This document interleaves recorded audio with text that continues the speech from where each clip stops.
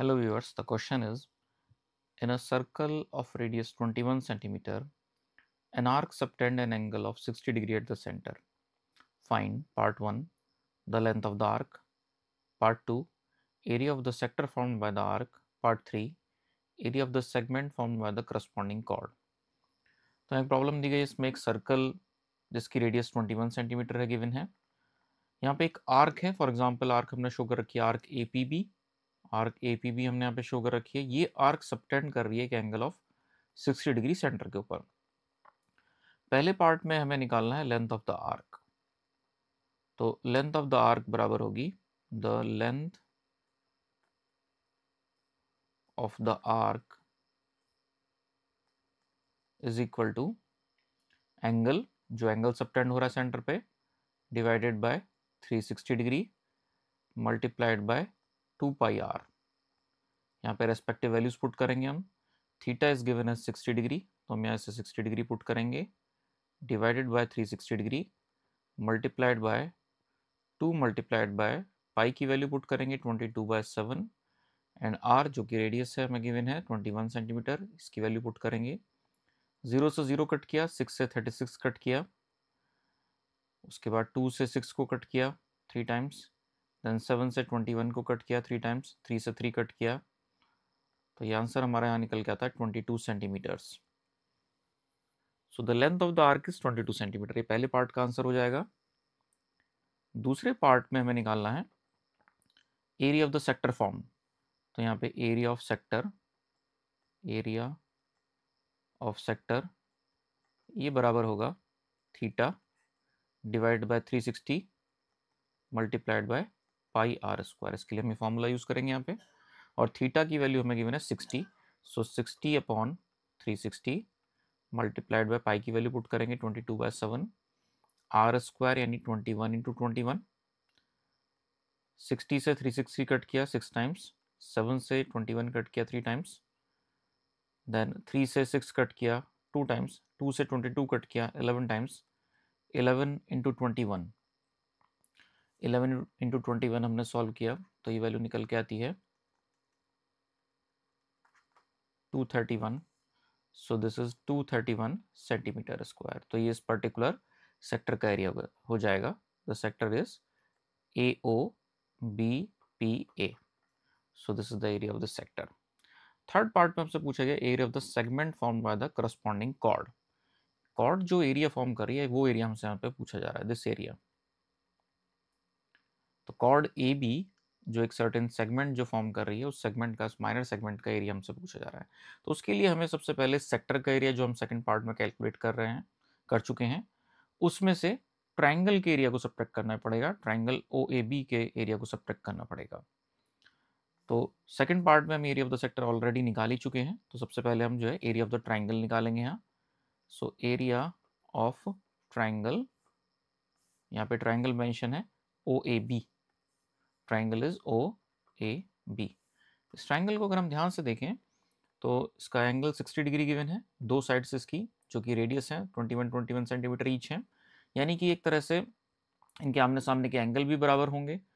और अगर ये एंगल बराबर हैं तो एंगल सम प्रॉपर्टी से और इस प्रॉपर्टी से कि आइसोसेलेस ट्राइंगल के आमने सामने के एंगल बराबर हैं, तो हम ये फाइंड आउट कर सकते हैं कि ये दोनों एंगल 60 डिग्री ईच होंगे। तो इस तरह से ये एक इक्विलेटरल ट्राइंगल फॉर्म हो जाता है।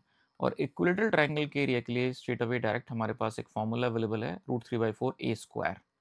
यहाँ a की जगह हम रेडियस की वैल्यू पुट कर देंगे, क्योंकि हर एक साइड जो है वो 21 सेंटीमीटर की ईच है। इसका मतलब ए बी जो कॉर्ड है उसकी लेंथ भी 21 ही होगी, क्योंकि इक्विलेटरल ट्राइंगल फॉर्म हो रहा है तो तीनों साइड्स की लेंथ 21 ईच होगी। तो यहाँ पे हम लिख देंगे इसकी जगह 21 square.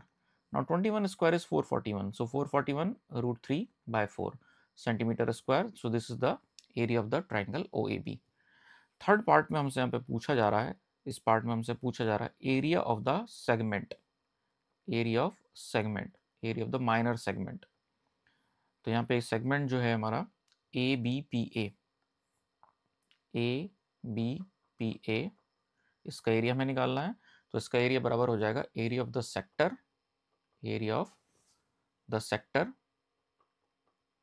Minus area of triangle, area of triangle. तो एरिया ऑफ सेक्टर जो अभी हमने कैलकुलेट किया था OBPAO, OBPAO, इसमें से ट्राइंगल OAB का एरिया हमें सब्ट्रैक्ट कर देना है। तो जो फर्स्ट पार्ट, सेकंड पार्ट में जो हमने कैलकुलेशन की थी 231, दिस 231 माइनस 441 √3/4, तो इस तरह से सेंटीमीटर स्क्वायर में ये एरिया हमारा निकल आता है। So this is the answer of the C part और the third part of this problem. Next question पे आते हैं। A chord of circle of radius 15 cm subtend an angle of 60 degree at the center. Find the areas of the corresponding minor and major segment of the circle. तो यहाँ पे minor और major segment of the circle area हमें निकालने हैं। तो अगर हम बात करें माइनर सेगमेंट की, जो कि शोन है ABPA, तो इसका एरिया निकालने के लिए हम सेक्टर का एरिया जो 60 डिग्री एंगल से सेक्टर फॉर्म हो रहा है OBPAO, इस सेक्टर के एरिया में से ट्राइंगल के एरिया को सब्ट्रैक्ट कर देंगे। जैसे कि हमने पिछली प्रॉब्लम में सॉल्व किया था, पिछली प्रॉब्लम में भी हमने देखा था कि अगर एक एंगल 60 डिग्री फॉर्म हो रहा है इस तरह से सिचुएशन में, तो क्योंकि दोनों साइड लेंथ सेम है OA और OB, तो रेस्ट ऑफ द एंगल्स भी सेम होंगे और एंगल सम प्रॉपर्टी के हिसाब से और इनके सिमिलर होने की वजह से ये दोनों एंगल 60 डिग्री ईच होंगे। इसका मतलब एक इक्विलेटरल ट्राइंगल हो जाएगा और इसकी जो कॉर्ड लेंथ है AB वो भी 15 सेंटीमीटर की हो जाएगी। तो इस तरह से हमें इसकी डायमेंशन पता लग जाती हैं। अब हमसे यहाँ पूछा गया है area of this minor segment. तो फर्स्ट पार्ट में हम निकालते हैं area of minor segment, area of minor segment. तो area of the minor segment जो है यानी कि ABPA, इस सेगमेंट का हमें एरिया निकालना है। तो इसके लिए हमें सेक्टर का एरिया, सेक्टर के एरिया में से सब्ट्रैक्ट करना पड़ेगा ट्राइंगल का एरिया। सेक्टर का एरिया होगा, फॉर्मूले से हम निकाल सकते हैं theta upon 360, theta upon 360 multiplied by pi r square minus the area of triangle. Area of triangle जैसे कि अभी हमने डिस्कस किया है कि इक्विलेटरल ट्राइंगल फॉर्म हो रहा है, तो √3/2 A स्क्वायर, और A के प्लेस पे हम R भी लिख सकते हैं क्योंकि ये रेडियस है, इसकी साइड लेंथ जो है वो रेडियस के बराबर है।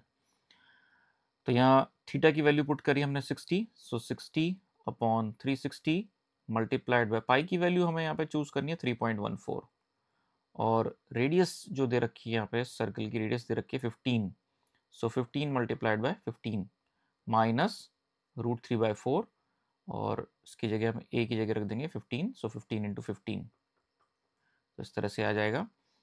यहाँ हम 60 से 360 कट करेंगे, 6 टाइम्स ये आ जाएगा, और 15 इंटू 15 यानी 225 हम कॉमन ले सकते हैं, तो ब्रैकेट में बचेगा 3.14 अपॉन 6 माइनस √3/4। इसको हम फर्दर सॉल्व कर सकते हैं, सिंप्लीफाई कर सकते हैं सारी वैल्यूज पुट करके।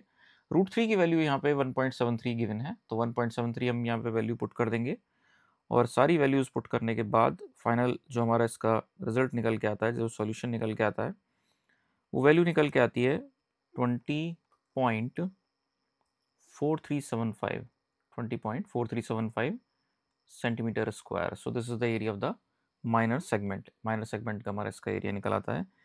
मेजर सेगमेंट के एरिया को निकालने के लिए सेकंड पार्ट में हमसे इसके मेजर सेगमेंट का एरिया पूछा गया है, एरिया ऑफ मेजर सेगमेंट। तो area of the major segment निकालने के लिए हम सर्कल का टोटल एरिया यानी पाई आर स्क्वायर में से माइनर सेगमेंट के एरिया को सब्ट्रैक्ट कर देंगे। 20.4375 को हम सब्ट्रैक्ट कर देंगे।